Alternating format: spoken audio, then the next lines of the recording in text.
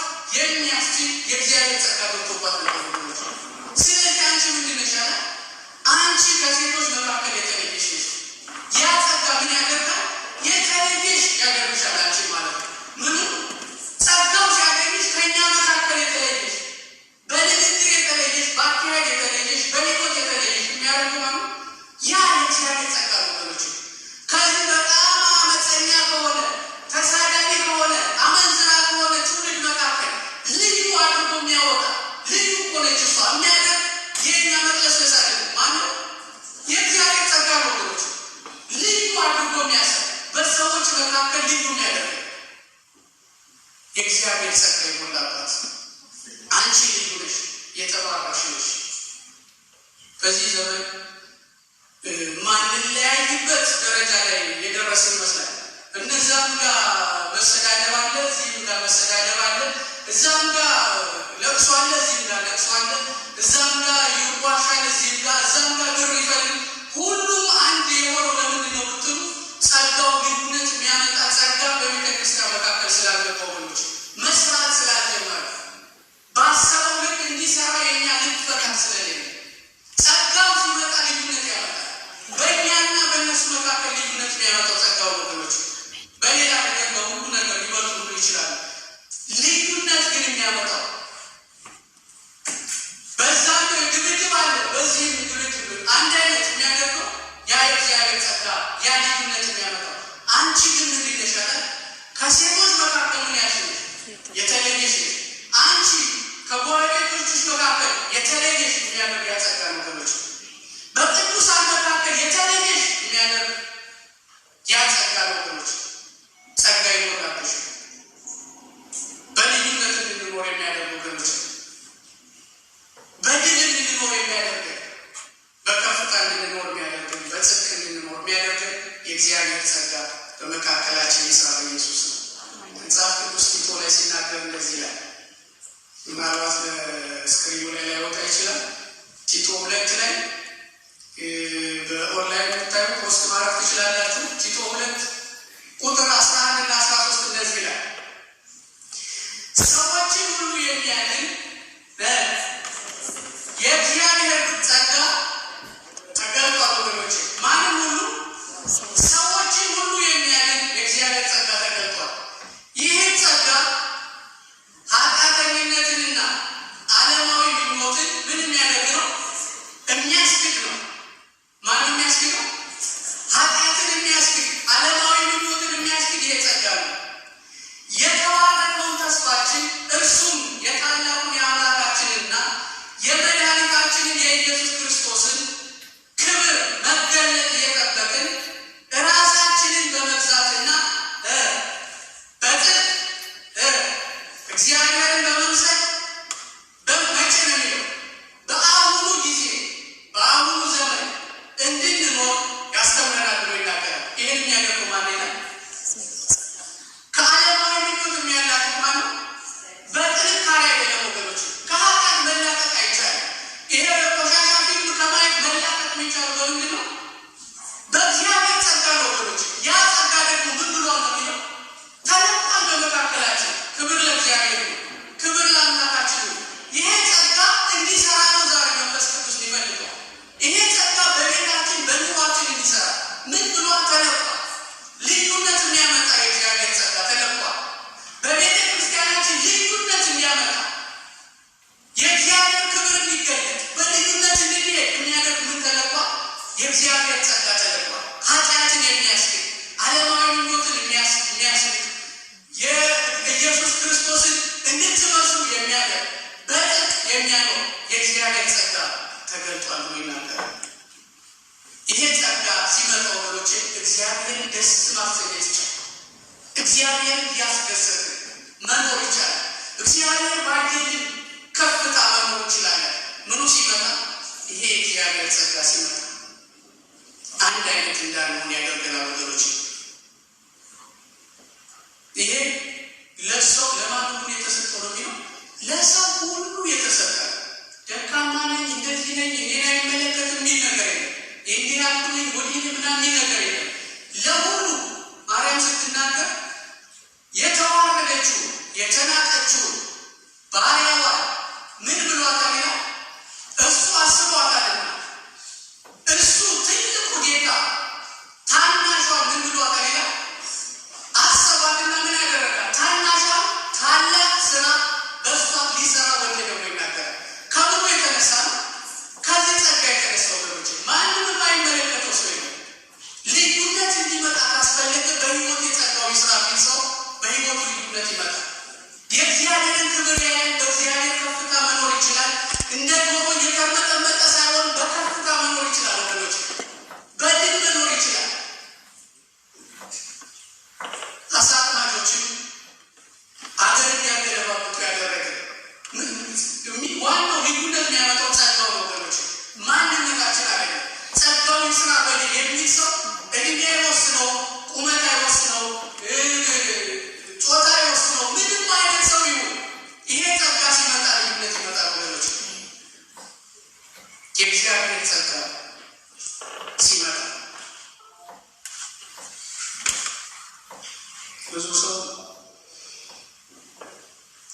ጸጋ ለአገልጋይ ለማገልገል ብቻ ነው የሚመስለው። ጸጋው ግን ለምንድን ነው የሚሆነው? በቤቱ በጽድቅ በእውነት ለመኖር ከዓለማዊ ምኞትን ለመካድ እግዚአብሔርን ለመምሰል እግዚአብሔርን ደስ እያሰኙ ለመኖር የእግዚአብሔር ጸጋ ለሁሉም ያስፈልጋል ወገኖች። ለአገልጋዮች ብቻ አይደለም ያስፈልጋል። ይሄ ጸጋ ይሙላባችሁ፣ ይሄ ጸጋ ያገኛችሁ። ስለዚህ ይሄ ጸጋ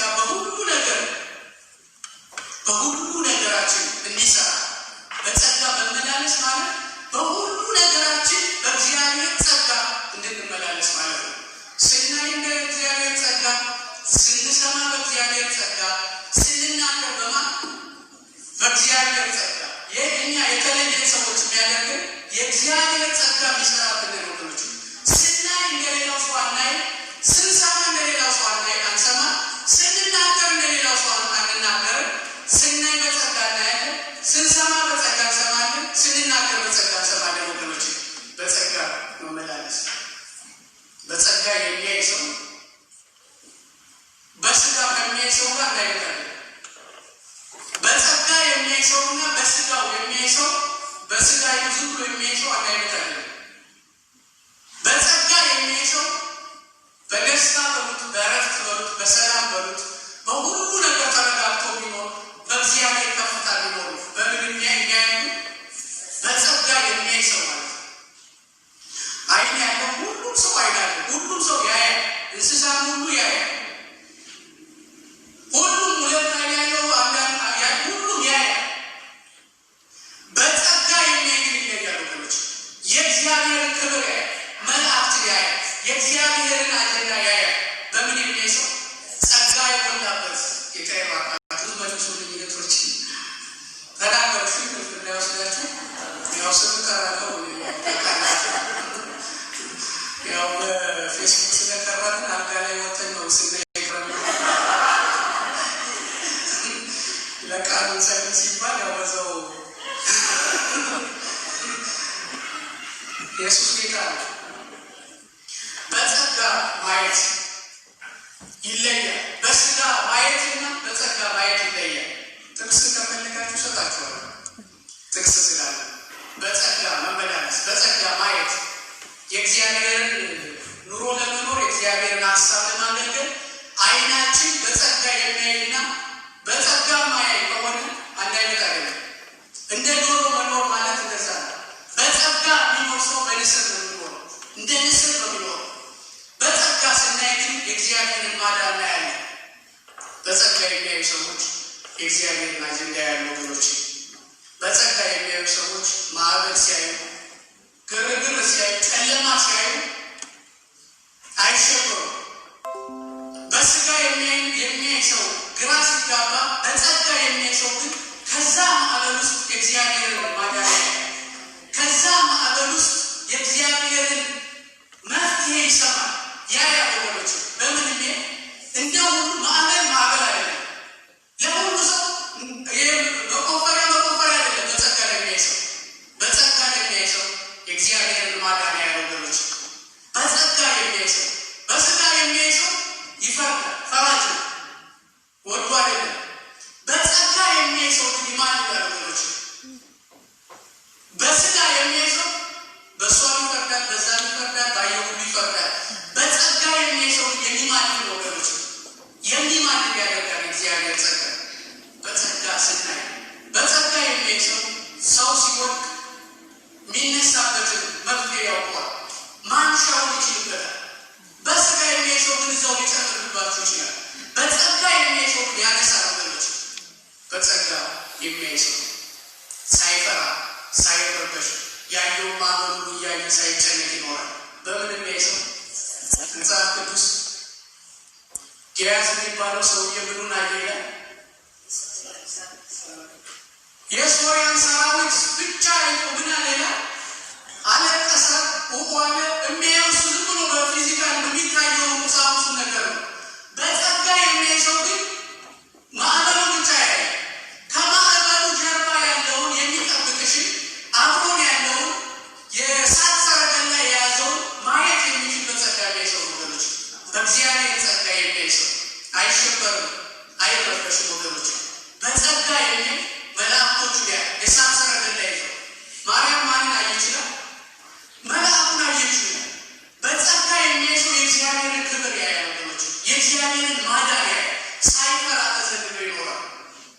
በጸጋ የሚያይ ሰው ለእግዚአብሔር ይኖራል። ሁሉ ነገሩ ለእግዚአብሔር፣ የሚያየው ነገር ሁሉ ለጌታ ነው።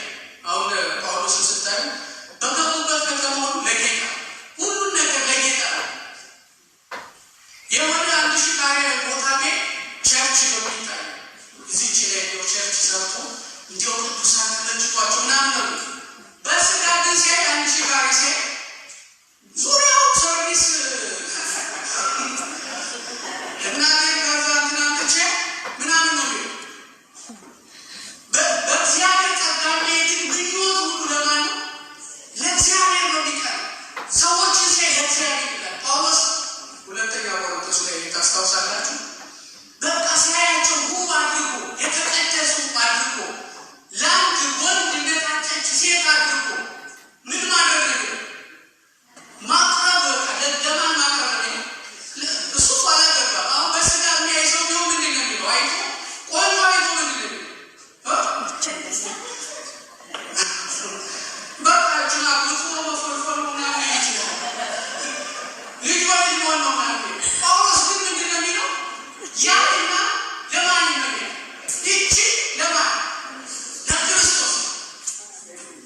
ይቺ ለኢየሱስ እንደው በቃ እግዚአብሔር ይባረክ። ለኢየሱስ ክርስቶስ ይመኛል። በጸጋ መንቀሳቀስ ለራሱ በቃ አይመኝም። ለራሱ ያንን ማምጣ ያችንን ቆንጆንም ያንን ማምጣ ያድሩን ማምጣ አይደለም። ለኢየሱስ ይላል። ብርሴ ለኢየሱስ ይላል። ሜዳሴ በቃ እንደው ለኢየሱስ ይላል። ሁሉን ነገር ለኢየሱስ ይላል። ቅዱሳንን ሲያይ በጸጋ የሚያይ ሰው የትናንት በቃ የዛሬ ዓመቱን ቂም ምናምን አይደለም የሚያየው። ኢየሱስን ስለሚያይ ይረሳዋል። ዘኖ ነው የሚያልፍ። በምን የሚያይ ሰው? በስጋ የሚያይ ሰው ግን በቃ የባሪያው ሰው እኮ እንዲህ ያደርጋለች ነው የሚለው። በጽድቅ እንድትኖሩ ባስፈለገ ምን ያስፈልጋል? ጸጋ ያስፈልጋል ወገኖች። የእግዚአብሔር ጸጋ ሰዎችን እንድንወድ የሚያደርግ በቃ በስጋ የሚያይ ሰው አይቶ ወይ አለባበስሽን ወይ ምንሽን አይቶ ይሄ ብሎ ሊሄድ ይችላል። አንደኛዋን ዘሎ ሊያልፍ ይችላል። በጸጋ የሚያይ ሰው ግን ከልብስን ከምንሽን በላይ ማንን ያህል በውስጥሽ ኢየሱስን ስለሚያይ በቃ አቅፎ ይስብሻል፣ ይወድሻል። ይሄን የሚያደርግ ስጋ ደግሞ ወገኖች፣ ስጋ አይችልም። ማንም የሚችለው ግን በእኛ ውስጥ ሊሰራ የተገለጠው የእግዚአብሔር ጸጋ እንደዛ ያደርጋል።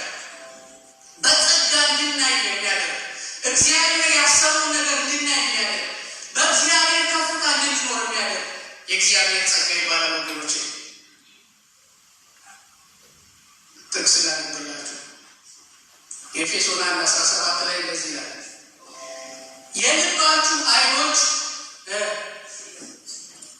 የልባችሁ አይኖች ምን ሲሉ ሲበሩ።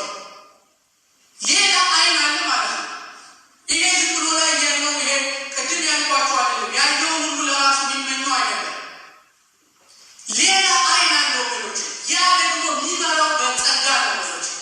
ያ የልቦና አይኖቻችን ሲበሩ ምንድን ነው የምናየው?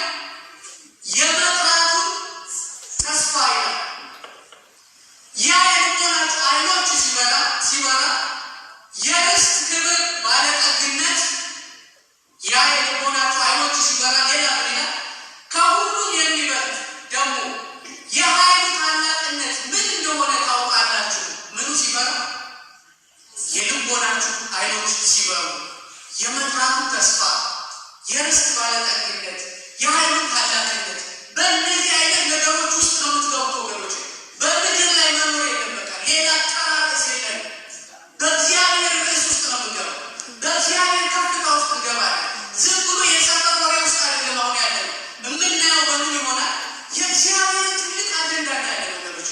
እሱን ለማየት የልባችን አይኖች ይበራሉ። ይሄ ደግሞ ሊሆን በመካከላችን ማን አለ?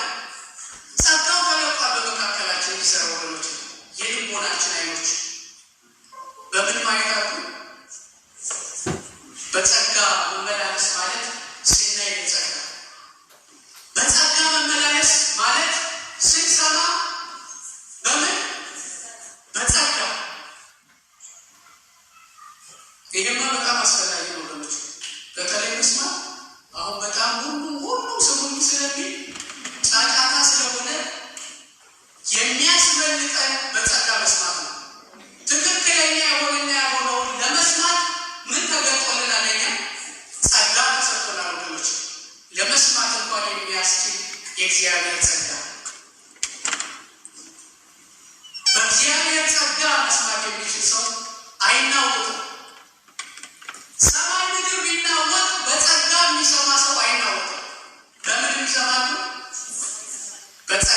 የሚሰማ ሰው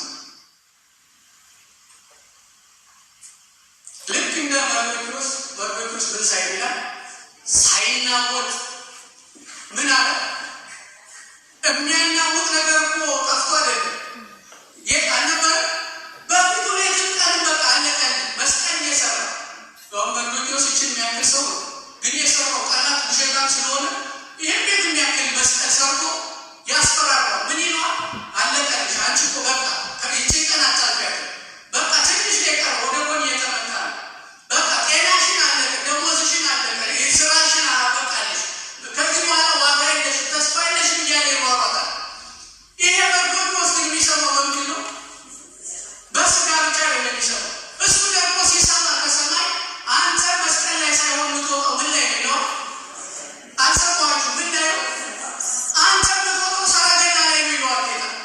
በጸጋ የሚሰማ ሰው ሀማን አይደለም የሚሰማው። በጸጋ የሚሰማ ሰው ሁኔታን አይደለም የሚሰማው። ይህ የሚጫጫው የሚያስፈራራሽን አይደለም የምትሰሚው። ከዛ ጫጫታ ውስጥ መርዶክዮስ ሳይናወጥ ዘና ብሎ ይመላለሳል። ያኛው ይወጣል፣ ይገባል፣ ይዝቃል፣ ይነሳል፣ ይቀመጣል። ይሄኛው ደግሞ የሚሰማው ነገ ክብር እንዳለ ሀማ ትዋረዳለች፣ አበቃለች፣ ነገ እኮ መውደቅ ነው ይለዋል።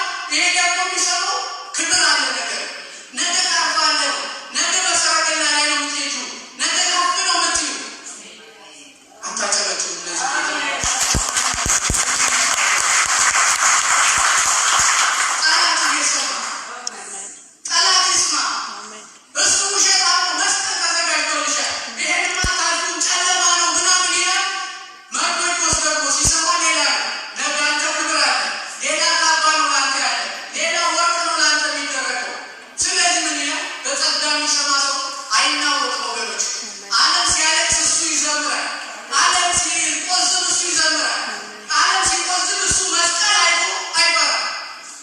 ለአንተ እኮ ነው ህዝቡ ሊያልቅ ነው ሲሉት እሱም ሌላ ድምፅ አለ የሚሰማው። ከላይ የሆነ የሚሰማ ሌላ ድምፅ አለ ወገኖች። በጆሮ ብቻ የምትሰሙ ከሆነ ማለት አትችሉም። ዘመኑ ጠላት ሁሌ ይስታል ወገኖች።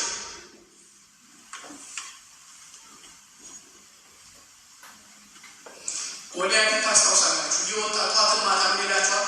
አበቃልሽ አሁንም አታልፊያትም፣ ይችን ዓመት አታልፊያትም፣ 2020 አታልፊያትም ይላችኋል። ሁሉ ገና የጎልያድን ድምፅ ሲሰሙ ምን ይላሉ? እየበላም የነበረ እየጠጣም የተኛ ሁሉ አልጋ ስር ነው ወጥቶ የሚገቡ እየመጣ አሁን በቃ ልጆችህም በቃ ሰው አይሆኑም፣ አትሻገሪ በቃ አንቺ ዋጋ የለሽም እኮ ሁሉ እየሮጠ ጫካ ውስጥ ይገባ። ዳዊት መጣ ሲሰማ ሌላ ነው፣ ሌላና የሚሰማ ዳዊት ሲሰማ ግን በግንባሩ ሲደፋ ነው የሚታየው። እሱ ይደፋል፣ አንተ ትሻገራለህ ነው የሚለው ከላይ። ይሄ የሚዝግብኝ ይወድቃል፣ አንተ ግን ትሻገራለህ ነው የሚለው። በቃ አለቀ። ትውልድ ሁሉ መጥፋት፣ ልጅ ሁሉ መጥፋት ነው ሲለው ዳዊት ሲሰማ ትሻገራላችሁ፣ ልጆች ያልፋሉ፣ ልጆች ይሻገራሉ፣ አንቺ ትሻገሪያለሽ፣ የያዘሽ አይገልሽም ይላል። እላይ ያለው ድምፅ ጸጋ ያስፈልገዋል ይኸው ነው ይላል። ያሰማችሁ ካላችሁ ጸጋ የሚላችሁ ትሻገራላችሁ፣ ታልፋላችሁ። ከማን የተነሳ? ከእግዚአብሔር ክብር የተነሳ፣ ከእግዚአብሔር ጸጋ የተነሳ። እሱ ስለዛት አይደለም። ጸጋው ያስፈልጋል ወገኖች። በጸጋ መስማት፣ በጸጋ የሚሰማ ሰው ሳይናወጥ ሳይረበሽ ማዕበሉን ሳይሆን እግዚአብሔርን እየሰማ ይሄ ጫጫታውን ሳይሆን ጳውሎስን ታስታውሳላችሁ። አውራቂስ የሚባል በጣም ኃይለኛ እንትን ድርቅ ሲያደርግ አትሻገርም ብሎ ማዕበሉን መርከቧን ሲሰባ ተስፋ ሲቆርጡ ነገር አለቀ ሲል እሱ ምን ይሰማል ይላል? ምን የሚል ትሰማ ይላል? አንተ ትሻገራለህ፣ እንዲያውም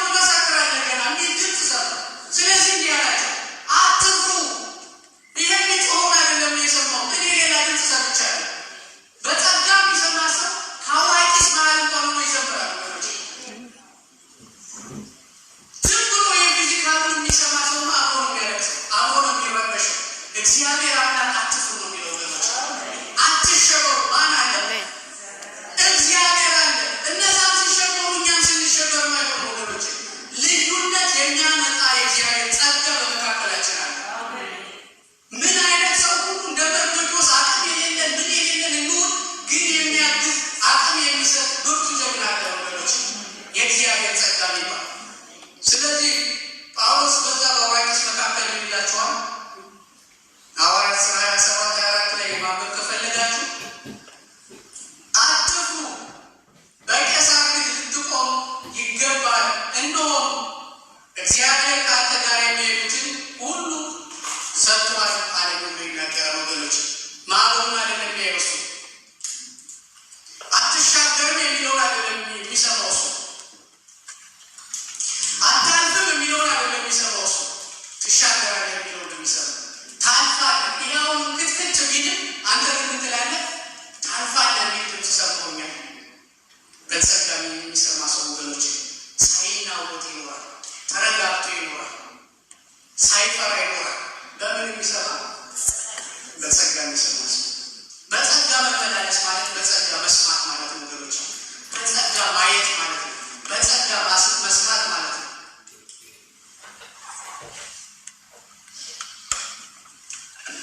ጳውሎስ አንድ ጊዜ ሐዋርያት 16 ታስታውሳላችሁ? የልዑል እግዚአብሔር ልጆች ሆይ ምናምን እያለች አንዲት ምን ይላል? የሟርት መንፈስ ያለባት ሆነች። ግን ለብዙ ቀን ምን አለች ይላል? በቃ ምንም ክፉ ነገር እንኳን ትናገር። ግን እሱ ምን አለ? የሚያሞቅ ሰውን ብቻ አይደለም የሚሰማው፣ እሱ ሌላ የሚሰማው ድምፅ አለ፣ ሌላ ድምፅ አለ። በጸጋ የሚሰማ ሰው ወገኖች ጠላት አያገኝም፣ ሟርተኛ አያገኝም። ሟርተኛ የሚናገረውን ይለየዋል።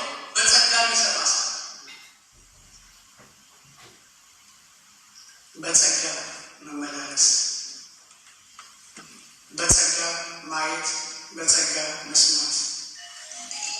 ያን የሚሰማ ሰው አይናወጥም፣ አይረበሽም፣ አያለቅስም። ወገኖች በጸጋ የሚመላለስ ሰው በሰማው ነገር አያለቅስም፣ በሰማው ነገር አይሰበርም፣ በሰማው ነገር አይሸበርም። በሰማው ነገር ብቻ አይጣለም። ዝም ብሎ ፊዚካል አይደለም እሱ፣ ሌላ የሚሰማው ድምፅ አለ ወገኖች። በጸጋ የሚሰማ ሰው በጸጋ የሚሰማ ሰው ይማልዳል፣ ያስታርቃል፣ አይዟችሁ ይላል፣ በርቱ ይላል፣ እንጸልይ ይላል። በጸጋ የሚሰማ ሰው አይዟችሁ ነው የሚለው ወገኖች። በጸጋ የሚሰማ በጸጋ ምን ማለት መስማት፣ በጸጋ ማየት። አንድ ልጨምርላችሁ፣ ምክንያቱም እሷን ካልተናገርን መቋጨት አይቻልም። በጸጋ ስለዚች ካልተነጋገርን አይሆንም።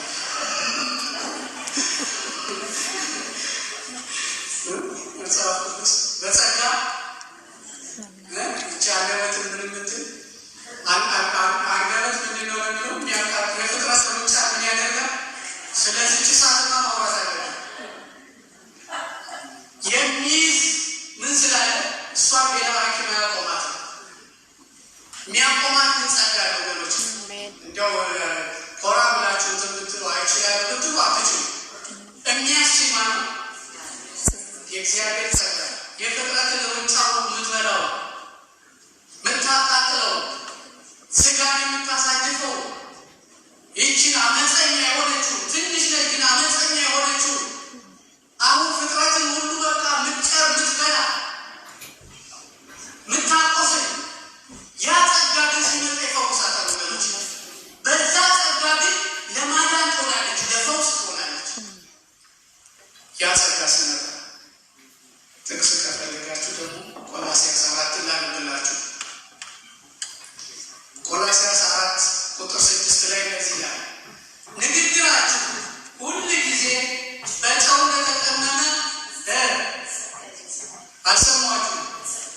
አልሰሟችሁም በጸጋ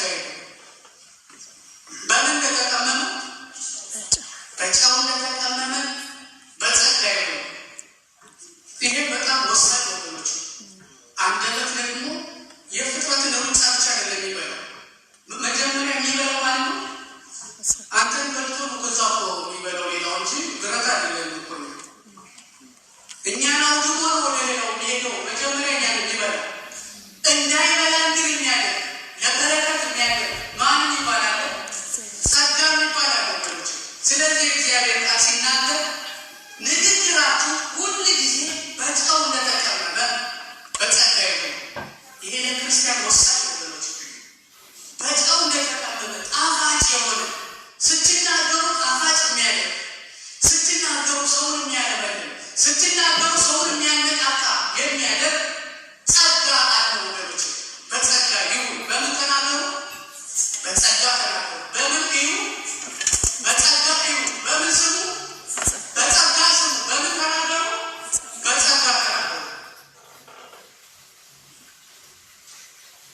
እግዚአብሔር የተፈወሰ አንደበት ይስጠን። አሜን ለአሜን ለምትሉ እግዚአብሔር አንደበታችንን ይፈውሰው። ዳዊት በጣም ብዙ ጊዜ የጸለየው ርዕስ አቤቱ ለአንደበቴ ለአፌ ምን አኑርልኝ ይላል? ጠባቂ አኑርልኝ። እሳት ነው ያለ ከጠላቶቹ ይልቅ የሚበላው መጀመሪያ እሱ ስለሆነ አደራ ቤቱን የሚያጠፋው እኛ እኮ ይገባል ወደዛ መኖራችንን ነው እንጂ እዚህ የሚያደርሰው ነገር አናውቀው። ለዛ መጽሐፍ ቅዱስ በጸጋ ተናገሩ እስክናገሩ ለፈውስ እንድትሆኑ በጨው የተቀመመ ደስ የሚያሰኝ እንዲሆን በጸጋ ተናገሩ።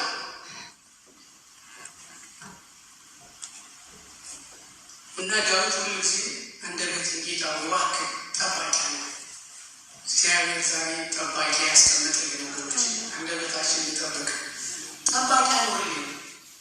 አንድ ቦታ ሲጸልይ መዝሙር 39 ላይ በአንደበቴ እንዳልስት መንገዴን እጠብቃለሁ። በምን እንዳልስት? በአንደበቴ እንዳልስት።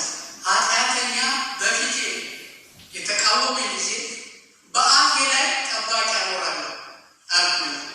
ሰዎች እንኳን በተቃወሙ ጊዜ ምን አስቀምጥ ይላል? ኃጢአተኛ ሰው ማለት ምንድን ነው? ተናግሮ አሉ አንዳንድ ሰዎች ተናግረው ያናግሯቸዋል። ስለዚህ መጠንቀቅ አለብኝ የሚለው ዳዊት አደራህን ጌታ ሆይ ኃጢአተኛ ሰው አለ። ምን አይነት ሰው አለ? ኃጢአተኛ ሰው አለ። ምንም ያደርግ ተናግሮ የሚያናግር አለ። ስቶ የሚያስብ ሰው አለ። ስለዚህ እግዚአብሔር ወይ እባክህ እንደው ለእነሱ እንኳን በል ጠባቂ አለው። በጸጋ ማለት መናገር አሰማችሁ። ከኔ ጋር ናችሁ? ትንሽ ጉባኤ ስለሆነች ዋላት የዋራቸው ታስተጋና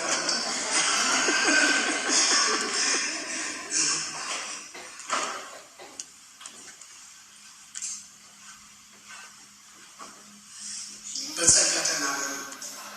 በጸጋ ተናገሩ። ዝም ብላችሁ አትናገሩ። ዝም ብላችሁ አታውሩ። ዝም ብላችሁ በቃ ያገኛችሁትን ሁሉ አትበሉ። በጸጋ ተናገሩ። እግዚአብሔር አምላክ ይቅር ይበለን ወገኖች። እስከ ዛሬ በበደልነው ነገር በድፍረት በተናገርነው ነገር እግዚአብሔር ይቅር ይበለን። አሰማችሁ። በጥላቻ በተናገርነው ነገር እግዚአብሔር ይፈውሰን። በስንፍና በተናገርነው ነገር እግዚአብሔር ዛሬ ይቅር ይበለን። በውሸት በተናገርነው ነገር እግዚአብሔር ዛሬ ይቅር ይበለን። በስንፍና በተናገርነው ነገር እግዚአብሔር ዛሬ ይፈውሰን።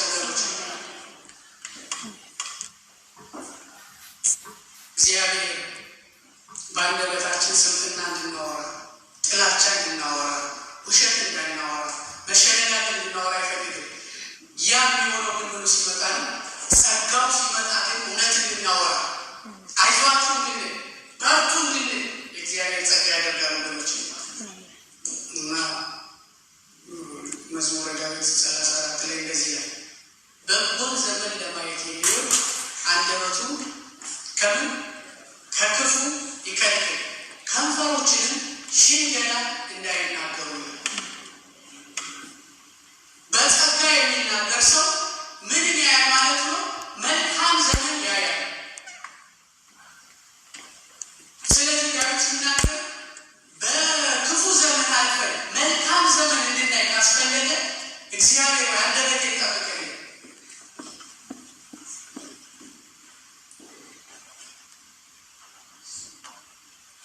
በጸጋ ምን ማለት አለ? ማየት በጸጋ ይኸውላችሁ በጸጋ መስማት እና በጸጋ ማየት ለመናገር ወሳኝ ነው።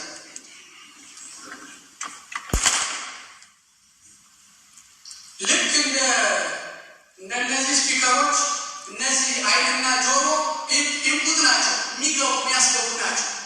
ይሄኛው ደግሞ እንደ ስፒከሩ አውትፑት ነው።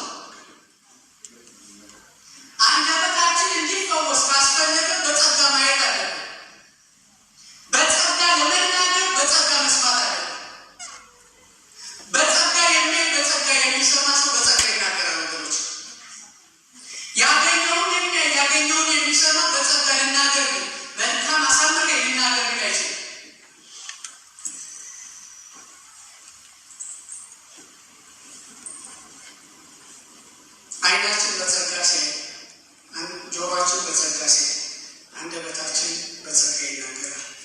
ኢየሱስ እንደዚህ ያለ እኔ እላችኋለሁ ሰዎች ስለሚናገሩት ስለ ከንቱ ነገር ሁሉ በፍርድ ቀን መልስ ይሰጡበታል ብሎ ይናገራል። ሰምታችሁ ነው?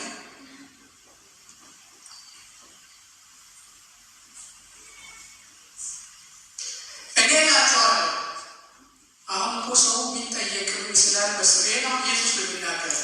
የሚጠየቅ ስለማይመስለው በቃ ዝም የተባለ ስለሚመስለው እንደ ፖሊስ ስለሚመስለው የእግዚአብሔር ግን ይመዘግባል።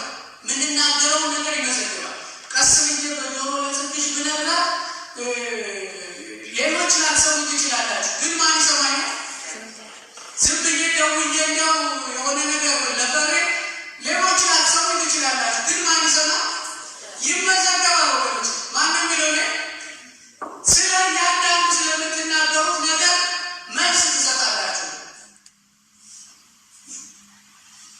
አሁን አገር ሁሉ ስለተንጫጫ፣ ሁሉ ስለተቃዋወነ፣ ሁሉ አትሸነጋገሩ ነው የሚለው የኔማ የኔንትን የኔ ምናምን ብሎ ዞር ብሎ ሌላ ነገር ይላል ማለት ነው። ወይም በዚህ ሲሞች ክሽሆንና ስትገቡ የኔ ቆንጆ ነው ስጸልይ ሊል ይችላል። ጌታ ግን ይሰማል። እኛ ጌታ ነው። ስለዚህ ስትናገሩ በጸጋ ተናገሩ። የምትናገሩት ነገር በኋላ መልስ ትሰጡበታላችሁ። ኢየሱስ ክርስቶስ ነው። ኤፌሶን 4:29 እስከ 32 እንደዚህ ይላል።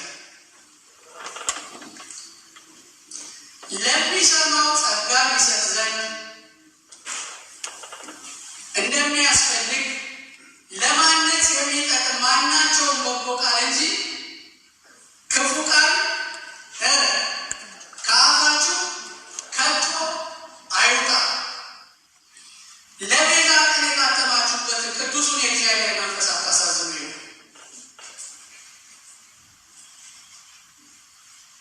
ምን አይነት ነገር ተናገሩ? ለሚሰሙት ሰዎች ራሱ ምንን የሚሰጥ ስትናገሩ የሁላችሁ በጸጋ የሚናገር ሰው ሲናገር ንግግሩ ጸጋ ስለሆነ ያኛውን ሰው እያበረታው ይሄ አንደበት እሳት ነው ብለናል። ማቃጠል ብቻ ሳይሆን በጸጋ ግን ሲሆን ስትናገሩ እናንተንም ባርኩ ያኛውን ሰው ይባርካል። ስለዚህ ስትናገሩ በጸጋ ተናገሩ። ሰዎችን የሚጠቅም ነገር እንድትናገሩ፣ ክፉ ነገር አትናገሩ። ከአፋችሁ ከቶ አይውጣ ክፉ ቃል። ለቤዛ ቀን እንዲያውም የታተማችሁበትን የእግዚአብሔርን መንፈስ አታሳዝኑ። ጸጋ የተሞላ ሰው ግን መንፈስ ቅዱስን አያሳዝንም። ወገኖች ጸጋ የተሞላ ሰው መንፈስ ቅዱስን አያሳዝንም። ጸጋ የተሞላ ሰው ሲናገር እንዲያውም መንፈስ ቅዱስ ያነሳሳል። በውስጣቸው ማሳዘን አይደለም፣ ያበረታታል። በውስጣቸው ንግግራችሁ ሁልጊዜ በጨው ለተቀመመ በጸጋ ይሁን። እንዲያነሳሳ የሰዎችን ጸጋ እንዲያነሳሳ ስትናገሩ ሰዎች እንዲነሳሱ የሚሰብር የሚያሳዝን የሚጎዳ ሳይሆን በጸጋ ስትናገሩ ሰዎች ይነቃቃሉ። ስለዚህ ማርያም ምን የሞላብሽ አለ? ጸጋ የሞላብሽ አላት። ከዛ ከመልአኩ ጋር ጨረሰችና ጸጋ የሞላባት እየሮጠች ወደ ኤልሳቤጥ ሄደች። ገና ኤልሳቤጥ ምን አለቻት? ሰላም ላንቺ ይሁን ስትል ያቺ ምን አለች? ምን ስላለ ልሳን ተናገረች፣ ትንቢት ተናገረች። አንቺ እንዲያውም በቃ መምጣት አልነበረብሽም። የአምላክ እናት ነሽ። ይሄን ሁሉ የምትናገሩ መሆኗ ማነው? ገና እኮ ደህና አደርሽ ነው ያለቻት። ደህና ዋልሽ ስትል ጸጋ ያለበት ሰው መንፈስ አያጠፋም። ምን ያደርጋል?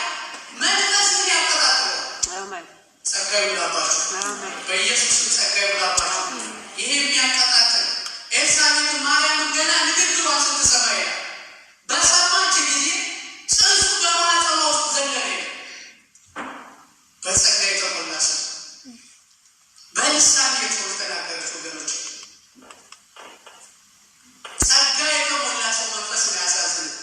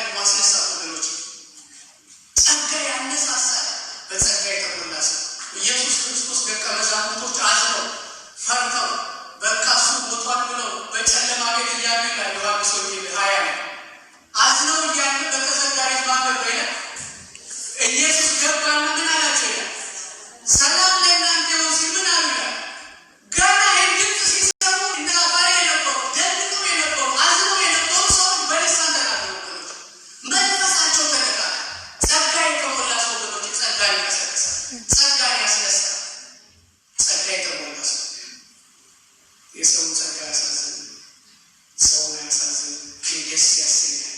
ጸጋ ይሙላባችሁ። አንድ ፓስተር ሰምታችሁት ሊሆን ይችላል። መርካቶ ሄዱ። ፓስተር ሰይፉ ነው ሲባል የሰሙት እንግዲህ እና መርካቶ ሄዱ ጤፍ ሊገዛ ብሎ ነው ቆይቷል። እንግዲህ ጤፍ ስንተው ሲሉ ነጋዴ ሰምታችኋል። ሁለት ነን ምክንያቱም ምን አለው ሌላ ስሚስ ያመልከሱ አሁን ሊሰማ ይችላል። ይሄ ነጋዴ አዝኖ ፈዝኖ መሮት በቃ ነፍሴ ላጥፋ እያለ ይሄ በጸጋ የተሞላ ሰው ስንት የጠየቀው በመስሉም አለ ደማልኩም አለ ጤፉ ስንት ነው ሲለው ሁለት ነን ልቀቁ አለ።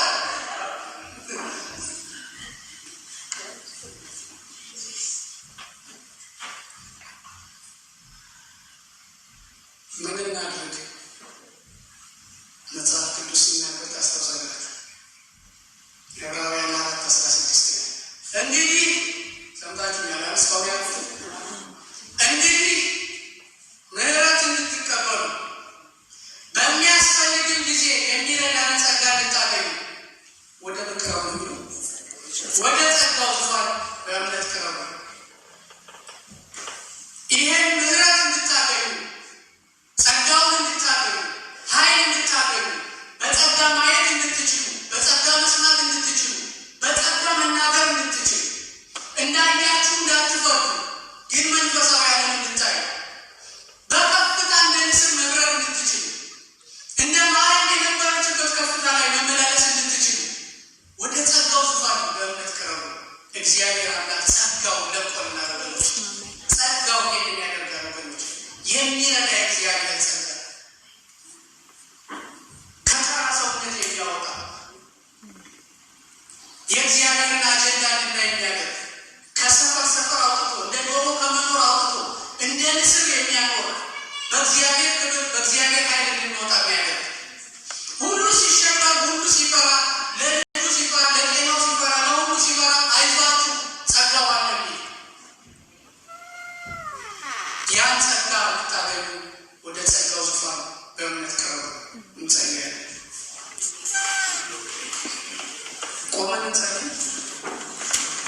ይሄ ጸጋ ያገኘ ወገኖች፣ ይሄ እግዚአብሔር ጸጋ ያገኘ